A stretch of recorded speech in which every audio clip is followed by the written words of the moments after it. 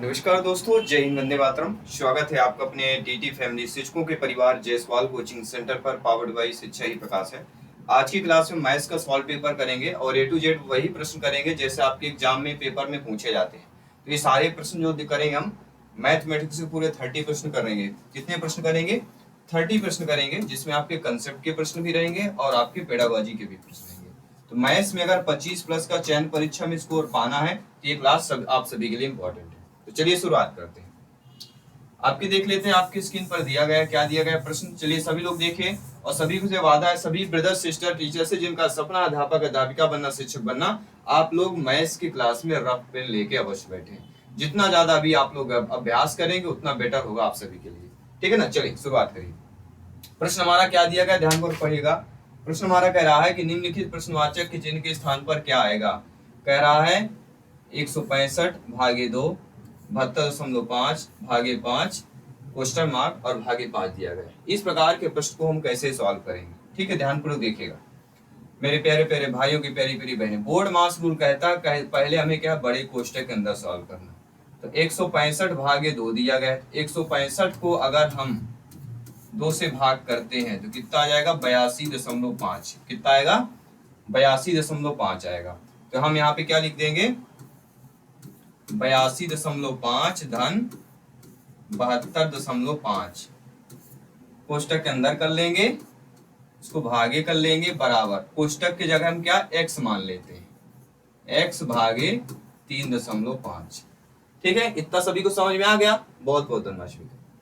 82.5 को 72.5 से जोड़िए, 5 5 10 हो जाएगा, 0 1 आएगा, 2 2 4 1 5 हो जाएगा और 8 7 15, 155 आ जाएगा। कितना आ जाएगा? 155। फिर भागे 5 भी है ना, 155 भागे 5 बराबर x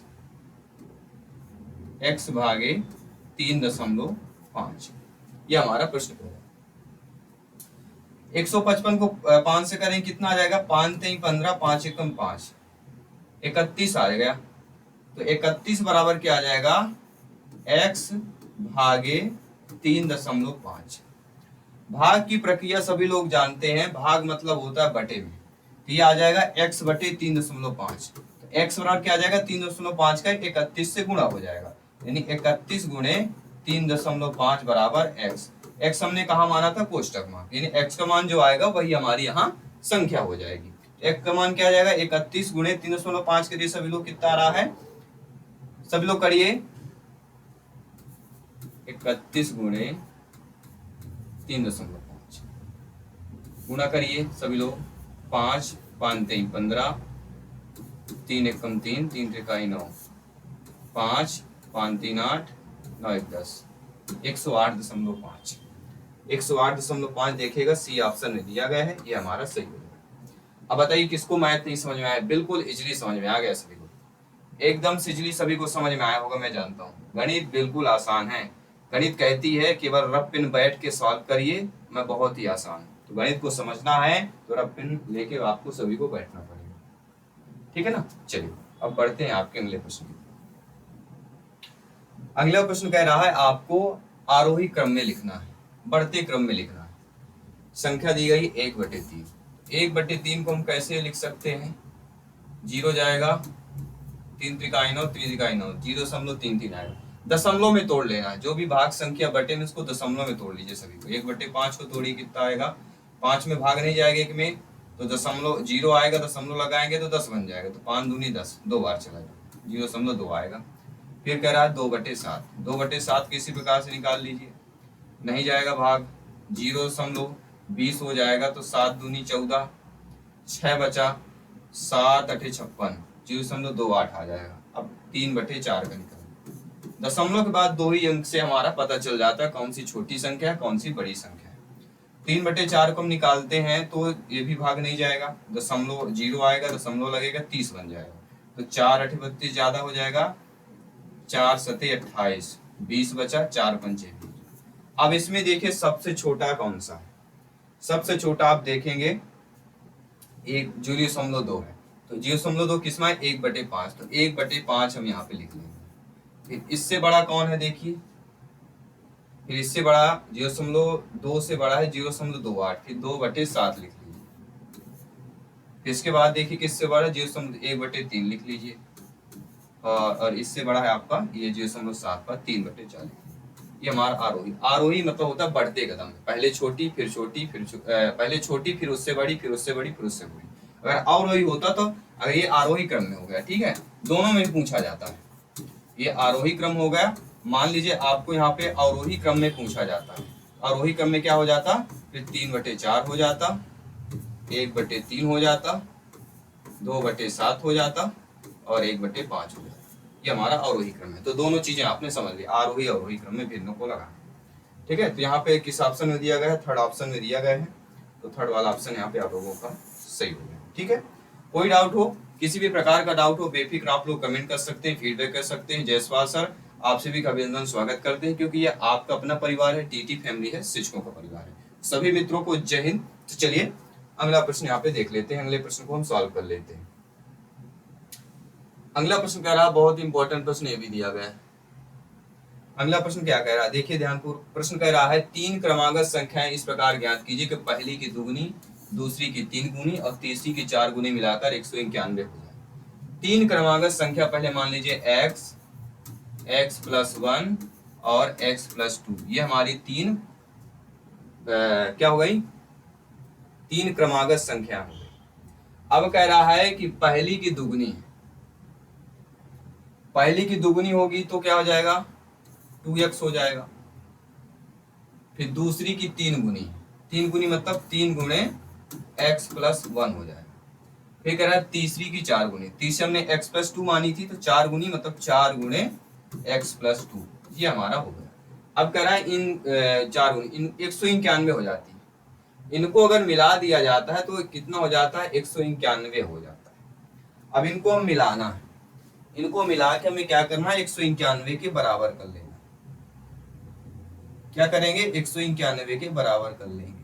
चलिए सभी लोग मिलाइए, बहुत ही आसान प्रश्न है।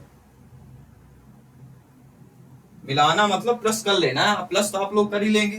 कैसे प्लस करना है, बस कुछ नहीं करना है भैया, आप लोग 2x लिखिए प्लस 3 गुणे x प्लस तो 3x हो जाएगा डायरेक्ट। ये 3 का गुणा x से करेंगे 3x हो जाएगा, 1 से करेंगे +3 आ जाएगा। इसके बाद प्लस करेंगे, क्योंकि यहाँ पे मिलाना, मिलाना मतलब जोड़ होता है, ठीक है, मिलकर 191 हो जाती है, मतलब जोड़कर 191 हो जाएंगे। 4 का करेंगे x से तो 4x हो जाएगा और 4 दूनी 8 हो जाएगा। ये हमारा संख्या बन गई, ठीक है ना, ये हमारी संख्या बन गई। इस संख्या को कह रहा है किसके बराबर है, ये आपके 191 के बराबर है।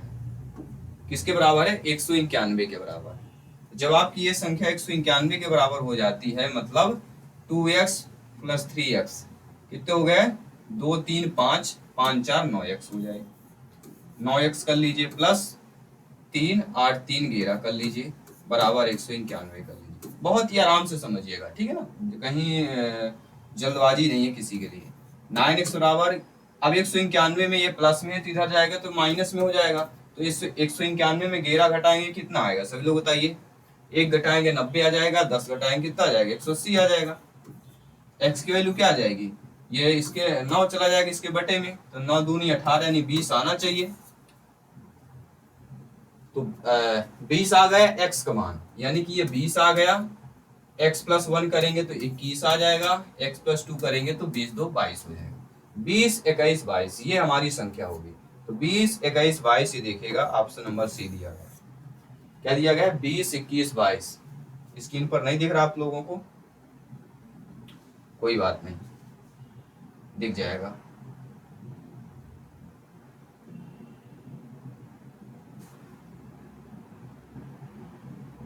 ठीक है ना, ये देखिए 20 21 22 से दिया गया है ना, ये वाला आपका आंसर सही हो जाए।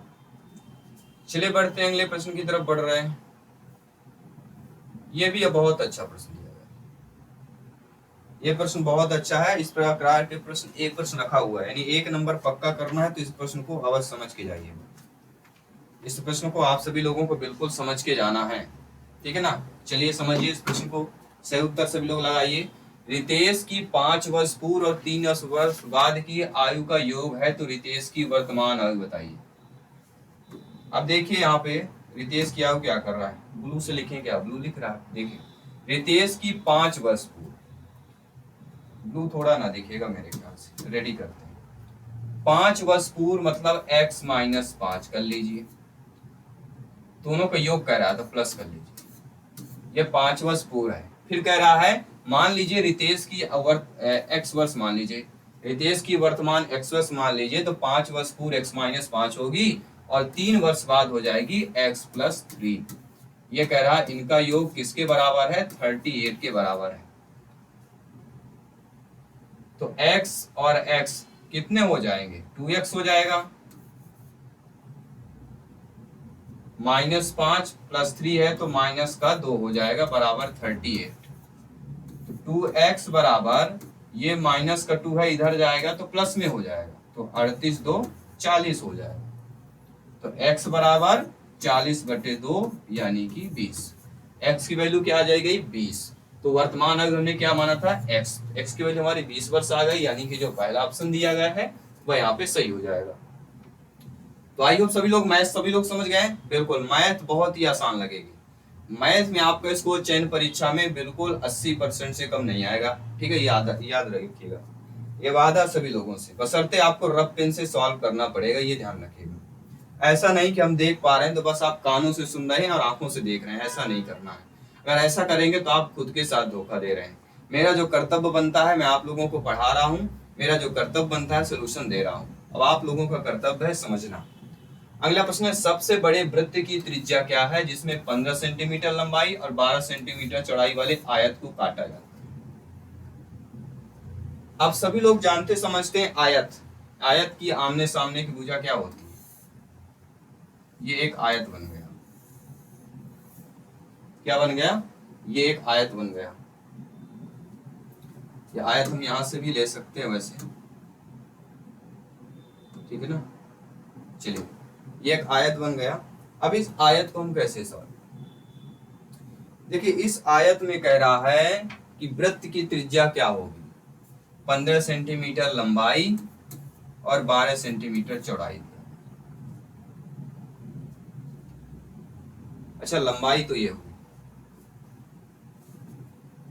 अब बताइए सभी लोग क्या होगा, कोई भी यहाँ पे अगर वृत्त बनाया जाएगा, अगर वृत्त बनाया जाता है तो यहाँ पे इन पे टच हो जाएगा। ये अगर वृत्त बनेगा तो कह रहा है जिसमें 15 आयत को काटा जा रहा है, तो बड़े वृत्त की त्रिज्या पूछी जा रही है। अगर ये त्रिज्या है तो ये इसका क्या हो जाएगी, व्यास। व्यास कितना दिया गया है, 12 सेंटीमीटर चौड़ाई दी गई, तो ये क्या हो जाएगा, व्यास के बराबर है कि नहीं, ये दोनों बराबर है। जब ये दोनों बराबर है तो ये व्यास हो गई, और सभी को पता है वृत्त का व्यास, वृत्त की त्रिज्या क्या होती है, व्यास की आधी होती है। त्रिज्या बराबर क्या हो जाएगा, त्रिज्या बराबर हो जाएगा व्यास बटे 2। तो व्यास अगर हमारा 12 है, बटे 2 कर देते हैं तो त्रिज्या हमारी क्या निकल आएगी, 6 सेंटीमीटर। 6 सेंटीमीटर दिखेगा, हमारा थर्ड ऑप्शन में 6 सेंटीमीटर दिया गया है, तो 6 सेंटीमीटर आप लोगों का सही हो जाएगा। आई होप सभी लोग समझ गए। चलिए बढ़ते हैं अगले प्रश्न में। इतना भी कठिन प्रश्न नहीं पूछा गया था जितना आप लोग समझते हैं, ये और भी आसान है। अगर इस प्रकार के प्रश्न पूछे जाते हैं तो ज्यादातर जो संख्या दी रही थी वही संख्या सही होता है, यानी कि 2 आएगा इधर, तो पहली संख्या दी रही होती है, यहाँ पे 2 आ जाएगा, जो पहली संख्या दी रहती है वह यहाँ पे सही होता है। अगर इसको हम सोल्यूशन भी बता देते हैं, ऐसा नहीं हो कि आप लोगों का सोल्यूशन ना पता हो और बोलेंगे सर सोल्यूशन बता ही नहीं, ठीक है ना। अब मान लीजिए x संख्या है, यह कोई मान लेते हैं x बराबर √2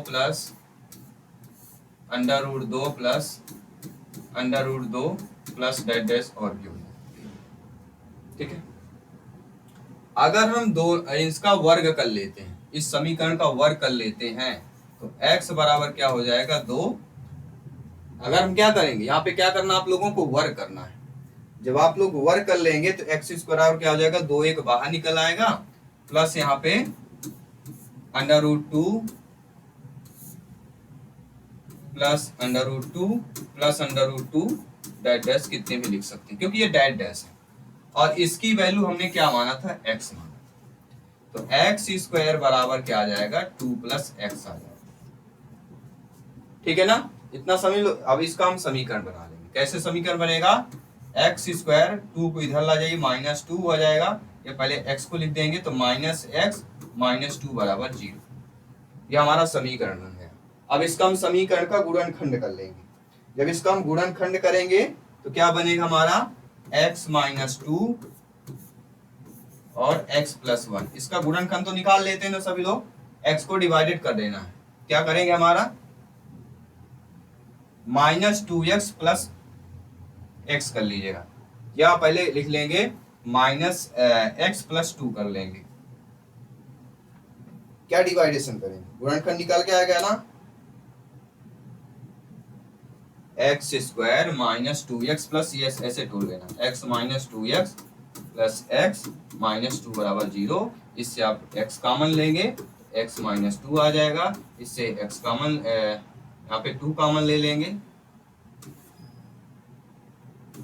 प्लस का 2 कॉमन लेंगे,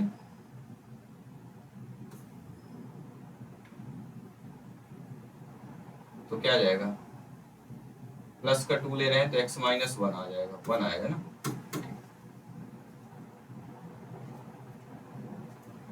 नहीं नहीं नहीं नहीं, यहाँ पे 1 आएगा, एक कॉमन आएगा तब आपका x माइनस 2 पूरा आएगा, एक कॉमन आएगा क्योंकि ये दोनों बराबर होना चाहिए।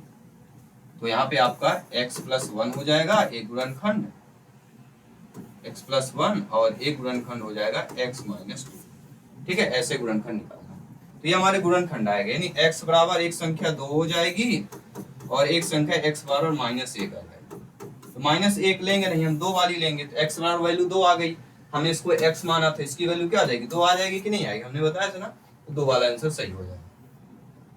ठीक है, चलिए ये भी अच्छा प्रश्न है, इसको भी देखिएगा अच्छे तरीके से सॉल्व करिएगा। कह रहा भागफल के रूप में 10 प्राप्त करने के लिए किस संख्या को हम विभाजित करेंगे। अब देखिए अंडर रूट के अंदर हमारा दिया गया है 0.36। अब 36 को हम कैसे डिवाइड कर देंगे, 36 को डिवाइड करने के लिए 2 से भी कट जाएगा, लेकिन हमें 10 भागफल आना चाहिए। क्या 5 को डिवाइडेड नहीं होगा, तो अगर हम 12 तेईं 36, 6 छंगा 36 हो जाएगा, तो 12 तेईं 3 आ जाता है, तो 10 का गुना नहीं होगा। अगर हम यहाँ पे 6 का करते हैं, 6 का करते हैं तो किसकी वैल्यू आ जाती है, अगर हम इसको डिवाइडेशन 6 से करते हैं, सॉरी 0.6 से करेंगे, पूरा 6 से नहीं करेंगे। अगर हम यहाँ डिवाइडेशन 0.6 से करते हैं तो वैल्यू हमारी 0.6 बचती है। 0.6 को अगर हम 10 से गुणा करते हैं तो हमारे इसको अगर 10 से गुणा करेंगे तो ये क्या आ जाएगा, पूरा 6 आ जाएगा।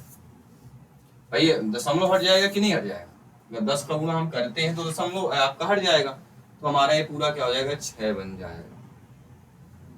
तो जब 6 बन जाएगा तो भागफल के रूप में 10 प्राप्त करने के लिए किस संख्या से विभाजित करेंगे, तो हम 6 से विभाजित करेंगे। ठीक है ना, चलिए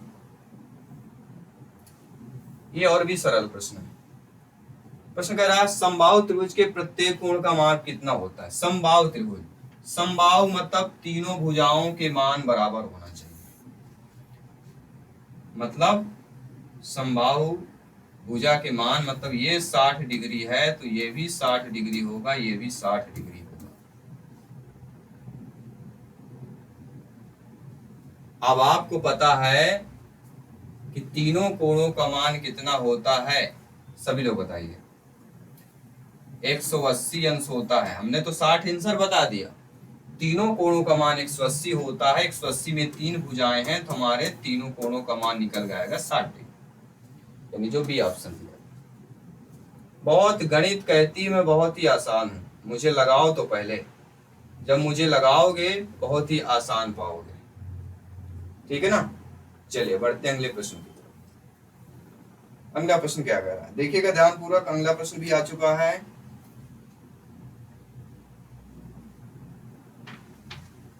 अगला प्रश्न भी एक प्रश्न रहेगा क्या ऊपर, हाँ अभी एक प्रश्न और है ऊपर। डिस्प्ले जल्दी भाग गया मुझे लग रहा है, डिस्प्ले जल्दी भाग रहा है, इसको हमें क्या है रोकना पड़ेगा, ये बहुत जल्दी भाग रहा है भैया, इसको रोकिए। चलिए, कह रहा ओपी ओ की ओ आर एक तल में तीन रेखाएं जो शून्य पर मिलती हैं, यदि कोण ऐसा दिया गया है, मान लीजिए ये तीन रेखाएं हैं और ये जीरो है और ये पी क्यू आर दे दिया गया, तो एक कोण ये कह रहा है, एक कोण ये कह रहा है और एक कोण पूरा कह रहा है, कह रहा पी ओ क्यू, तो पी ओ क्यू ये कोण हो गया हमारा। फिर कह रहा क्यू ओ आर, तो क्यू ओ आर ये कोण हो गया हमारा। फिर कह रहा आर ओ पी मतलब ये पूरा कह रहा है 180 डिग्री। अब आप जानते हैं कि ये कोण, दो कोण मिला के 180 अंश हो जाएगा, प्लस ये ओ पी आर ये भी सीधी है, इसका भी 100 पूरा करेंगे तो 180 अंश इसका भी हो जाएगा। टोटल 360 डिग्री हमारा बन गया कोण, 360 डिग्री कोण बन गया। अब कह रहा है एक्स का मान निकालने के लिए क्या करेंगे, यहाँ पे एक्स मान निकालना है, जो मान दिया गया है 3x धन 6x धन 9x, इसको बराबर कर दीजिए 360 के, बस आपके उत्तर आ गया। उत्तर आंसर निकल के आ गया। कैसे आ गया, देखिए 3 6 3 9 9 कितना होगा यहाँ पे 18x हो जाएगा। 18x बराबर हम कितना लिख देंगे, 360 लिख देंगे। ठीक है, तो x की वैल्यू हमारी कितनी आ जाएगी, 360 बटे 18, मतलब 18 को इससे काटेंगे कितना आ जाएगा, 18 दूनी 36 यानी कि 20। मतलब अगर ये हमारे मान दिए गए हैं, यदि x एक धनात्मक कोण है तो x बराबर क्या हो जाएगा, 20 हमारा आंसर होगा, 20 डिग्री आंसर हो जाएगा। कोई डाउट है, किसी भी प्रश्न पर डाउट हो बेफिक्र कमेंट कर सकते हैं। जयसवाल सर आप सभी का अभिनंदन, स्वागत करते हैं, क्योंकि यह आपका अपना टीटी फैमिली है। सभी लोग लाइक शेयर करते रहिए अपनी टीटी फैमिली को। और अगर जिनको भी नोट्स पाना है, नोट्स हमारी बन रही है टॉपर नोट्स, चयन परीक्षा के लिए नोट्स बन रही है, नोट्स प्राप्त करने के लिए ये नंबर सेव कर लीजिए। हमारे कोचिंग का नंबर है 96 30 68 95 98 9630689598। इसमें आपको व्हाट्सएप मैसेज करना है, ठीक है, वनली व्हाट्सएप मैसेज करेंगे, पूरा डिटेल मिल जाएगा। ठीक है, सभी लोग समझ गए। चलिए, बाकी तैयारी में लगे रहना है, तैयारी बिल्कुल कम नहीं होनी चाहिए, क्योंकि इस बार सिलेक्शन लाना है। सिलेक्शन लाके माता पिता के सपने को साकार करना है। चतुर्भुज के कोणों के माप दिए गए हैं, तो समानुपाती हैं तो चतुर्भुज होगा। अब सभी लोग जानते हैं चतुर्भुज के चारों कोणों का योग 360 होता है। अगर हम इसको माप क्रम से दिए गए इनको जोड़कर 360 के बराबर कर देते हैं तो हमारा आंसर निकल आता है। कैसे निकल आएगा, सभी लोग जोड़िए थोड़ा सा। जोड़ेंगे यहाँ पे कैसे, x लिखिए प्लस 2x लिखिए प्लस 3x लिखिए प्लस 4x लिखिए बराबर 360 कर 3x 3 3 6x 10x बराबर 360 x बराबर क्या आ जाएगा 360 बटे 10 यानी 0 से 0, x की वैल्यू हमारी क्या आ गई 36। अब कह रहा जो चतुर्भुज है, अब सभी लोगों को क्या पता है, सभी लोग ये जानते हैं, समझते हैं कि आसन्न कोणों का योग कितना होता है, आसन्न कोणों का योग 180 अंश होता है। तो यहाँ पे हम 36 इनका मान निकालेंगे ना, x की वैल्यू 36 आ गई, फिर 36 दूनी 72 ना होगा, 36 दूनी 72 हो गया। 36 टाइम कितना होगा सभी लोग बताइए, 36 टाइम कितना होता है 108 और चौके 144। अब दोनों कोणों का योग कितना होना चाहिए, 180 अंश होना चाहिए। 144 और 36 का हम जोड़ा बना लेते हैं, 144 और 36 का जोड़ा बना लेते हैं और 108 और 72 का जोड़ा बन जाएगा, ये आसन्न कोण हो जाएंगे। आसन्न कोणों का योग 180 अंश होता है। तो आसन्न कोणों का योग 180 अंश होता है, मतलब ये हमारा कौन सा हो जाएगा, समलंब चतुर्भुज। क्या हो जाएगा, समलंब चतुर्भुज हो जाएगा, क्योंकि इसमें एक युग्म क्या होता है, समांतर होता है। इसमें एक युग्म समांतर होता है, उसको समलंब चतुर्भुज कहते हैं। इसलिए हमने पूरा सॉल्व करके बता दिया। चाहते तो हम आप लोगों को डायरेक्ट भी बता सकते थे, लेकिन हमारा मकसद है आप लोगों को समझाना। जितना ज्यादा समझेंगे उतना बेहतर होगा आप सभी के लिए। यदि a और b धनात्मक पूर्णांक है तो समीकरण ax बराबर b का हल बताइए। ax बराबर अगर x बराबर b दिया गया है, x बराबर b अपान a, x बराबर क्या हो जाएगा, b अपान a। ठीक है, मान लीजिए a की वैल्यू 2 है और b की वैल्यू 4, तो x बराबर b यानी b की वैल्यू कितनी हो जाएगी, 4। तो x बराबर b की वैल्यू 4 रखेंगे, a की 2 रखेंगे, 2 आ जाएगा, मतलब धनात्मक आ रहा है ना। यदि a और b दोनों धनात्मक पूर्णांक है तो समीकरण ax बराबर की क्या हल होगा, हमेशा ये भी आपका धनात्मक में ही आएगा, यानी यहाँ पे क्या हो जाएगी, धनात्मक संख्या हो जाएगी।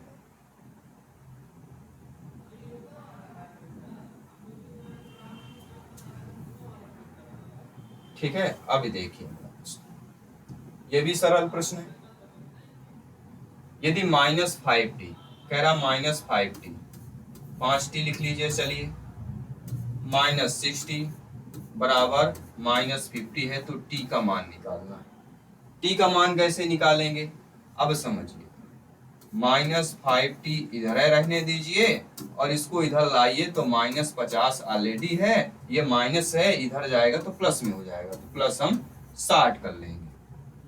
ठीक है, अब हमारा क्या बचा, -5t बराबर माइनस का 50 और प्लस का 60 है, तो हमारा वैल्यू आ जाएगी 10। तो -t बराबर क्या आ जाएगा, 10/5 यानी बराबर 2। तो t बराबर क्या हो जाएगा, माइनस उधर करिए, t बराबर -2 हो जाएगा। t बराबर -2 देखिए किस में दिया गया है, ये दिया गया है, -4th ऑप्शन में दिया गया है, इसलिए डी वाला ऑप्शन यहाँ पे सही हो जाएगा। ठीक है, तो टी का मान ऐसे आपके एग्जाम में पूछे जाते हैं। अगला प्रश्न कह रहा है, पूर्व संक्रियात्मक अवस्था पर एक शिक्षार्थी जीन प्याजे के अनुसार निम्नलिखित में से कौन सा विषय सीख सकता है। अब देखिए, जीन प्याजे जी का यहाँ पर भी मैथ्स में क्वेश्चन आ गया। जीन प्याजे जी ऐसे आपके मनोवैज्ञानिक हैं जो सभी के लिए इंपॉर्टेंट है, इसको पढ़ के ही जाना है सभी लोगों को। ठीक है ना, तो प्रश्न हमारा क्या कह रहा है, पूर्व संक्रियात्मक अवस्था पर एक शिक्षार्थी पियाजे जी के अनुसार निम्नलिखित में से कौन सा विषय सीख सकता है। देखिए, जीन पियाजे जी के अनुसार पूर्व संक्रियात्मक अवस्था मतलब 2 से लेके 7 वर्ष की अवस्था में बच्चा होगा। क्या आप खुद अनुमान लगाइए, आप सभी लोग शिक्षक बंधु है, ज्ञानी सर्वव्याख्याता लोग हैं, कि 2 से लेके 7 वर्ष का बच्चा क्या वह क्षेत्र मिति को जो है वह सीख पाएगा इस अवस्था में, या महत्तम समापवर्तक, लघुत्तम समापवर्तक, या गुणनखंड फैक्टर सीख पाएगा, या संख्या केवल नंबर सीख पाएगा। क्योंकि संख्या 2 वर्ष भी दी गई है, 2 से लेके 7 वर्ष, इसलिए यहाँ पे नंबर्स वाला ही केवल सही हो। क्या होगा, केवल बच्चा वह संख्या ही सीख सकता है, क्योंकि इस बच्चा में शिक्षार्थी क्या करता है, प्रतीकात्मक खेल है। तो संख्या को हम प्रतीकात्मक के रूप में दर्शा देते हैं कि 7 बच्चे खड़े कर दें, 6 बच्चे, फूल, पत्ती, पेड़, किसी प्रकार से गिना सकते हैं, बॉल को गिना सकते हैं, तो संख्या नंबर से जो है वह सही हो जाएगा। ठीक है ना, ये भी प्रश्न बहुत अच्छा प्रश्न दिया गया है। यह प्रश्न हमारा क्या कह रहा है कि एक कंप्यूटर लैब में प्रत्येक 6 छात्रों के लिए 3 कंप्यूटर, छात्र कितने 6 हैं, कंप्यूटर 3 है, मतलब आधे कंप्यूटर है। तो 48 विद्यार्थियों के लिए कितने कंप्यूटर होगी, तो 48 का भी आधा कर देना है। 48 को आधा करेंगे तो 2 का भाग कर दीजिए, 48 का मतलब 24 दूना 48 होता है ना, तो 48 विद्यार्थियों कितने कंप्यूटर हो जाएंगे, 24 कंप्यूटर हो जाएंगे। 3 1 कम 3, 3 दूनी 6, 2 मान आ रहा है ना, इसको 2 मान को 48 से भाग कर दीजिए बस। ठीक है, सभी लोग समझ गए अच्छे तरीके से। चलिए, बहुत बहुत धन्यवाद सभी का, इसी तरह समझते जाना है, फीडबैक करते जाना है। ठीक है ना, चलिए बढ़ते हैं अगले प्रश्न की तरफ। अगला प्रश्न ये भी बहुत इजीली प्रश्न पूछा गया था। ये इस डेट को जिसका पेपर आया था बहुत ही भैया सरल आया था। ये 13 नंबर सेकंड शिफ्ट का पेपर है। 13 नंबर सेकंड शिफ्ट का पेपर मुझे तो बहुत इजी लगा। ऐसा कोई क्वेश्चन नहीं था जो कठिन हो। सारे 8th क्लास के अंदर के थे, 8वीं क्लास के अंदर के पूछे गए, कोई भी टफ नहीं पूछा गया। 1 लीटर 80 मिलीमीटर से 200 मिलीमीटर का अनुपात। अब इनको भी 1 लीटर में कितने मिलीमीटर होते हैं? 1000। तो 1080 कर लीजिए और भागे 200 कर लीजिए। एक जीरो से एक जीरो कटा। अगर हम इसको 2 से डिवाइड करते हैं, 2 पंचे 10, 2 चौको 8, 54 आ गए। इससे 2 से करते हैं 10 आ गया। फिर अगर इसको 2 से करते हैं कितना आ जाएगा?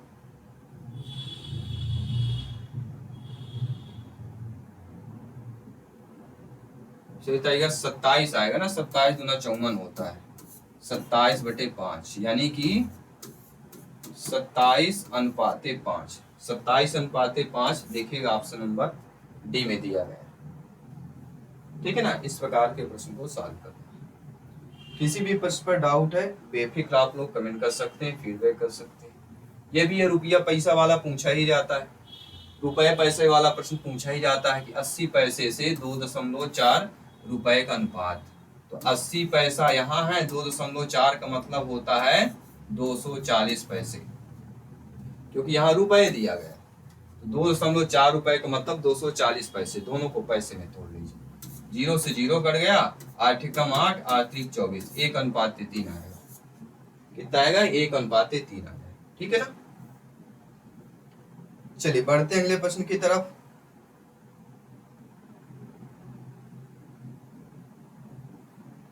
अगला प्रश्न भी इंपॉर्टेंट। ये प्रश्न देखिएगा क्या कह रहा प्रश्न हमारा।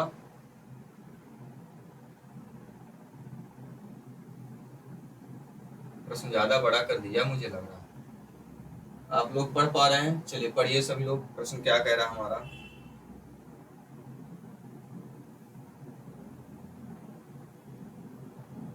प्रश्न कह रहा है कि संतरों को बड़े बक्सों से छोटे बक्सों में स्थानांतरित किया जाता है। जब एक बड़े डिब्बे को खाली किया जाता है उसमें 4 छोटे डिब्बे होते हैं। एक बड़ा डिब्बा खाली किया जाता है, इसमें कितने होते हैं? 4 डिब्बे होते हैं। छोटे छोटे 4 डिब्बे अंदर होते हैं। ठीक है ना। ये समझाने के लिए आप समझ 4 डिब्बे निकलते हैं। फिर भी 15 संतरे बाहर रह जाते हैं। 15 संतरे बाहर इसमें रह जाते हैं। यदि एक छोटे डिब्बे में संतरों की संख्या x लिया जाए तो बड़े डिब्बों में संतरों की संख्या निकालें। अब देखिए, एक हम डिब्बे में x लेते हैं तो ये 4 है, तो 4x ये हो गए, धन 15 ये संतरा हो गया। तो 4x धन कितने हो जाएंगे? 15 हो जाएंगे। तो 4x धन 15 देखिए किसमें दिया गया? देखिए दिया गया डी ऑप्शन में, 4x धन 15।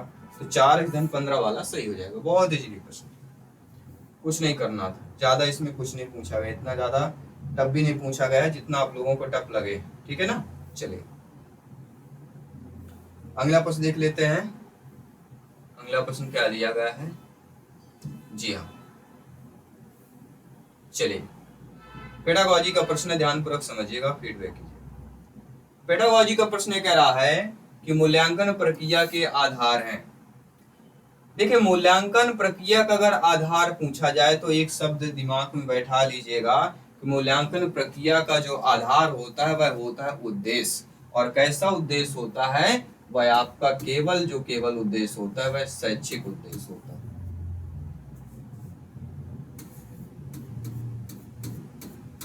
कैसा उद्देश्य हो जाएगा? केवल आपका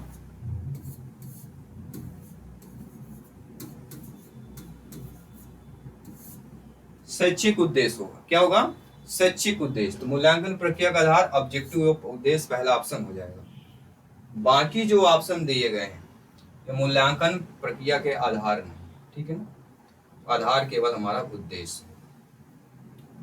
अब देखिएगा अगला प्रश्न। अगला प्रश्न कह रहा है कि निम्नलिखित कौन गणित पढ़ाने का उद्देश्य है?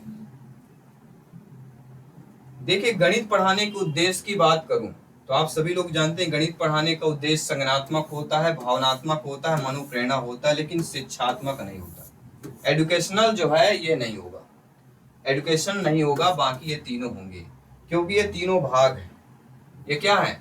गणित पढ़ाने के उद्देश्य के लिए तीन हमारे इंपॉर्टेंट है। एक होता है संज्ञानात्मक, भावनात्मक, प्रेरणा, ये तीन प्रकार के होते हैं, लेकिन शिक्षात्मक एजुकेशनल नहीं होता है। तो ये पूछा गया क्या उद्देश्य नहीं होगा, तो यहाँ पे कर लेना है एजुकेशन शिक्षात्मक वाला नहीं होगा। ठीक है ना, चलिए सभी लोग समझ गए। पढ़ते हैं अगले प्रश्न की तरफ।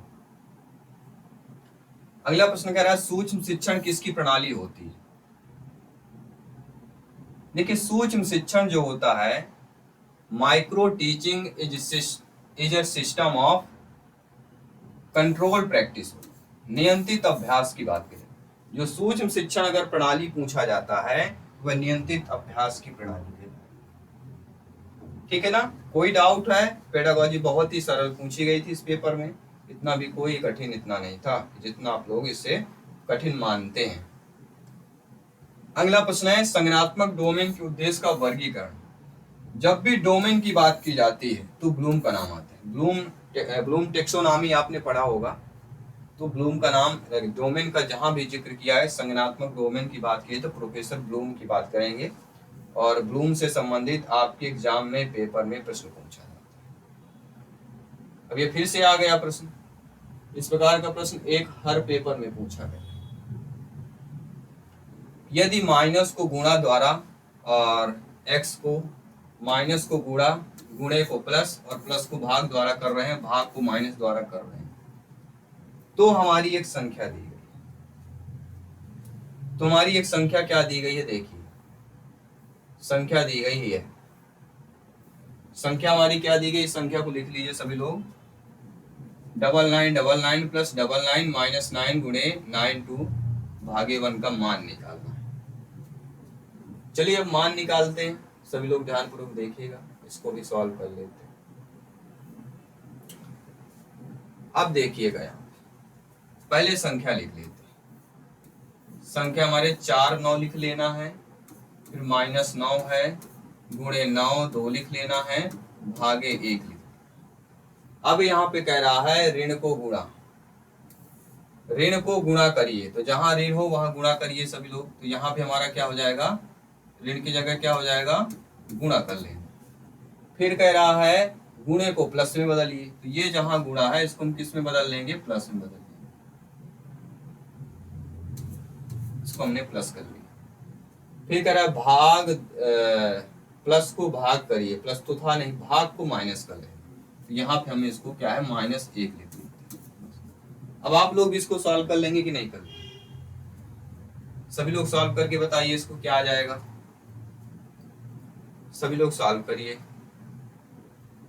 माइनस को गुणा, गुणा को प्लस में बदलना है,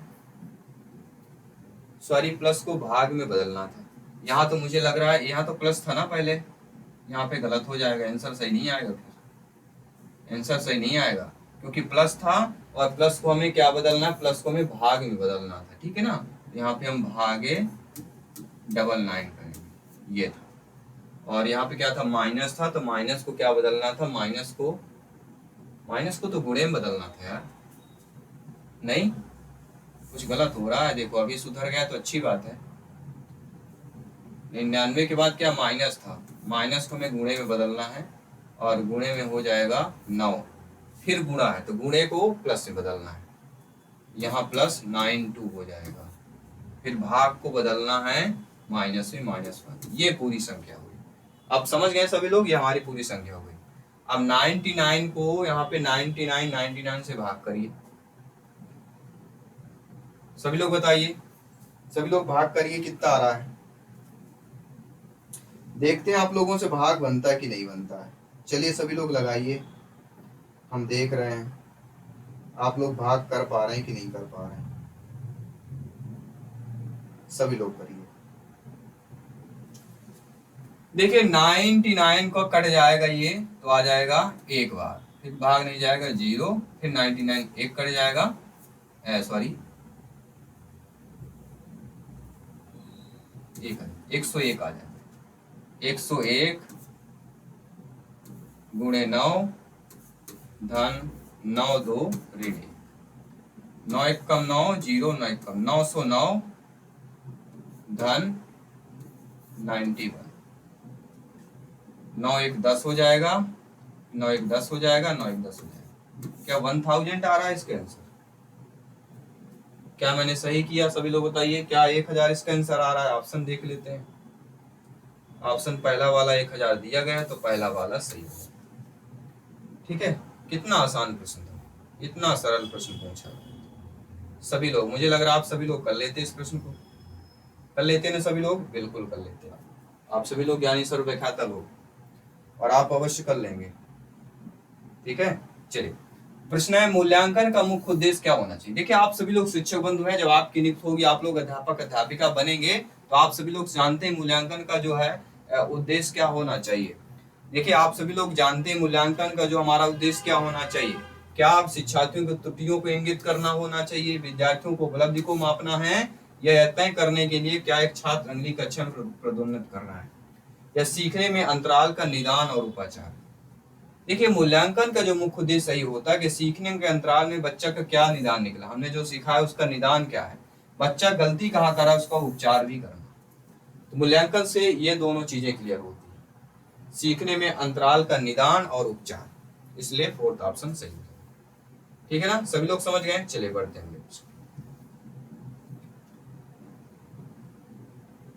अगला प्रश्न कह रहा है कि चार संरचनाओं में स्वयं को ढूंढते या खोजते हैं। कोई चार संरचनाएं होती हैं, उसमें स्वयं को ढूंढते या खोजने हैं, वह हमारी खोज विधि कहलाती है। छात्र संरचना को अगर स्वयं जहाँ पे बच्चा ढूंढ रहा है, अगर छात्र संरचना खोज रहा है, तो उसको हम खोज विधि कहते हैं। क्या हो जाएगी? खोज विधि हो जाएगी। इससे रिलेटेड पूछा जाए तो आप लोगों से बन जाए कि छात्र संरचनाओं में स्वयं को ढूंढते खोजते हैं किस विधि के द्वारा, तब आप लोगों का जवाब होना चाहिए वह कौन सी विधि है? वह विधि आपकी खोज विधि।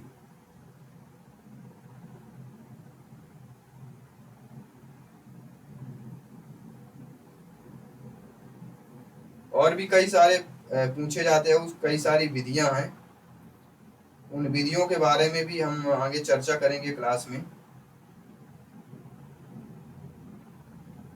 और खोज विधि को क्या एक नाम और, खोज विधि को एक नाम से और पुकारा जाता है, सभी बताइए। खोज विधि को ह्यूरिस्टिक विधि के नाम से जाना जाता है। क्या है? खोज विधि ह्यूरिस्टिक विधि के नाम से भी जाना जाता है। तो ह्यूरिस्टिक विधि भी आप लोगों को कर लेना है। ठीक है, खोज विधि के जनक पूछा जाता है तो ब्रूनर हो जाएगा। खोज विधि के अगर जनक पूछा जाए तो जेम्स ब्रूनर। ठीक है ना, आने वाले प्रश्न सभी के लिए इंपॉर्टेंट है, इसलिए हर एक क्वेश्चन को समझ के जाइए, फीडबैक कर दीजिए। अगला, गतिविधियों को दिशा किसके द्वारा प्रदान की जाती है? कोई भी गतिविधि है, इसकी दिशा हम किस द्वारा प्रदान करेंगे? क्या हम लक्ष्य के द्वारा, उद्देश्य के द्वारा, ज्ञान के द्वारा, या प्रयोजन के द्वारा? देखिए, कोई भी गतिविधि कर रहा है, यहाँ पे एक्टिविटीज की बात कर रहे हैं, तो एक्टिविटीज के लिए क्या होगा? वहां पे ऑब्जेक्टिव होना चाहिए। गतिविधियों को दिशा उद्देश्य द्वारा प्रदान की जाए। अगर आप लोग गतिविधि कर रहे हैं, मतलब आप लोग पढ़ रहे हैं, तो किस लिए? आपका उद्देश्य सिलेक्शन पाना, इसलिए आप लोग मेहनत कर रहे हैं, पढ़ रहे हैं। ठीक है ना, तो यहाँ पे ऑब्जेक्टिव हो जाएगा, उद्देश्य इज द राइट आंसर। मतलब गतिविधि अगर किसी चीज को देना है तो दिशा कैसा होना चाहिए? उद्देश्य द्वारा प्रदान की जाती है। गतिविधियों की दिशा उद्देश्य द्वारा प्रदान की जाती है, ऑब्जेक्टिव द्वारा प्रदान की जाती है। किसी भी प्रश्न पर डाउट हो तो आप लोग कमेंट कर सकते हैं, फीडबैक कर सकते हैं। अगला प्रश्न है, किसने टिप्पणी की कि गणित सभी विज्ञानों का द्वार और कुंजी है? रोजर बेकन ने कहा है, ये सभी लोग जानते हैं, द्वार और कुंजी, रोजर बेकन। ये 2012 या 13 में जो पेपर हुआ था उसमें भी पूछा गया था, वर्ग 3 में। वर्ग 3 में पूछा ही जाता है ज्यादा, एक मैथ। जोड़ी बनाओ में कितने कॉलम होते हैं? भैया ऑप्शन ए और ऑप्शन बी, दो ही तो कॉलम बनाए जाते हैं। यहाँ पे 2 कर देना है, 2 कर देना है, बिल्कुल सिंपल से। इतना भी कठिन नहीं पूछा गया जितना आप लोग समझते हैं, ये कठिन पूछा गया है। अगला कह रहा है कि माप का सबसे विश्वसनीय पैमाना क्या होता है? तो माप का सबसे होता है रेशियो। रेटियो में क्या होता है? रेशियो में अनुपात। अनुपात सबसे होता है, क्योंकि अनुपात में तुलना कर दी जाती है, इसमें कोई छोटा बड़ा बातें नहीं। जो अनुपात में बड़ा होगा उसको बड़ा रख दिया जाता है। जैसे तराजू, 1 किलो का बाट है तो 1 किलो का उसके वेट का ही हमें सामान मिलता है। चलिए, इस प्रश्न को थोड़ा सा बड़ा है, इस प्रश्न को मैं छोटा कर लेता हूं ताकि आप लोग देख पाए। ठीक है, आप लोग प्रश्न देख पा रहे होंगे, इस प्रश्न को हम सॉल्व करते हैं। कह रहा है ए 15 दिनों में काम एक हिस्सा में पूर्ण करता है, बी 10 दिनों में करता है, सी 12 दिनों में करता है। कितने दिनों में एक साथ तीनों मिला के काम करे? मतलब ए कितना कर रहा है 15 दिन में, बी कितने दिन में कर रहा है, बी कर रहा है 10 दिनों में, और सी कितने दिनों में कर रहा है, सी कर रहा है 12 दिनों में। अब ये कह रहा है ये तीनों कार्य कितने दिनों में करेंगे?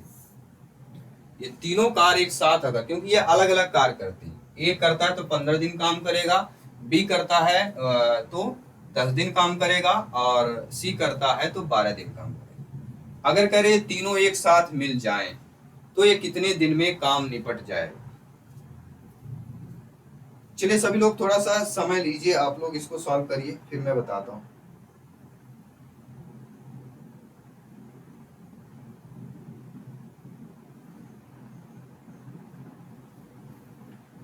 देखिए, अगर हमें इस प्रश्न को सॉल्व करना है तो कुछ नहीं करना पड़ेगा। हमें क्या करना है? कुछ नहीं करना है, मतलब 1/15, एक व्यक्ति इस किसी काम को 15 दिन में करता है, दूसरा व्यक्ति किसी काम को 1/10 दिन में करता है, तीसरा किसी व्यक्ति को 1/12 में करता है। अब इन सबको जोड़ लीजिए, औसत निकालेंगे। औसत को कैसे निकाला जाता है? औसत को निकालने के लिए आपको 15, 10, 12 का एलसीएम निकालना पड़ेगा। एलसीएम ले लेंगे, 60 आएगा। 15 चौको 60, 4 एकम 4 प्लस 10 छक्का 60, 6 एकम 6 आ जाएगा, 12 पंचे 60, 5 एकम 5 आएगा। ये कैसे आता है एक बार समझा देता हूँ, हो सकता है किसी का कम मैथ्स आती हो तो एक बार समझ लीजिएगा।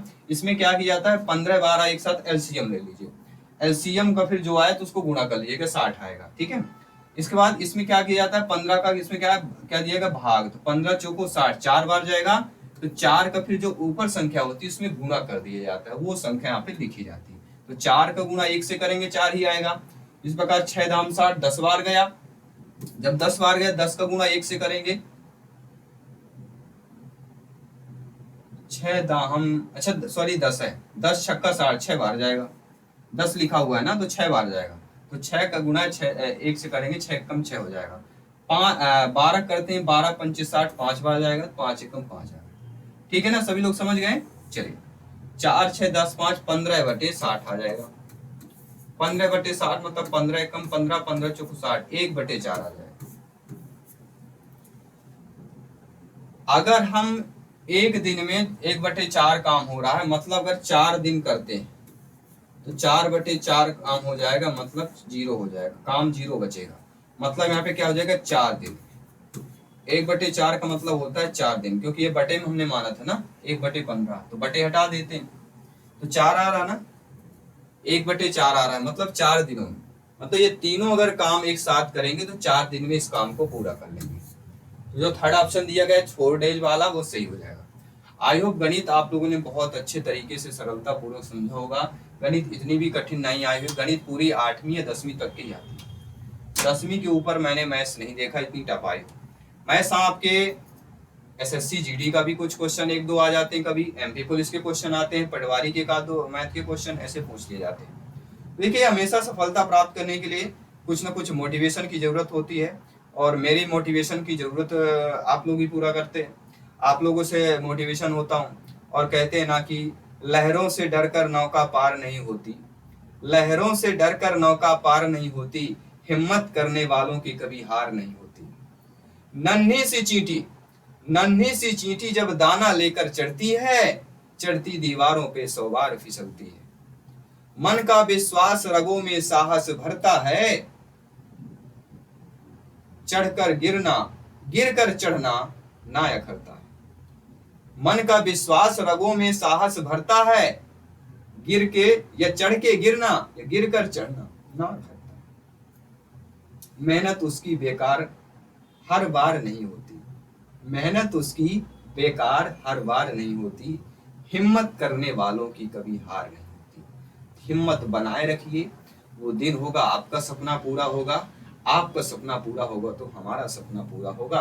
हमारा सपना है आप सभी लोगों को शिक्षक बनाना है, अध्यापक अध्यापिका बनाना है, शिक्षक बनाना है, ताकि ये हमारा विश्व गुरु फिर से हमारा भारत देश बन सके। जय हिंद, वंदे मातरम।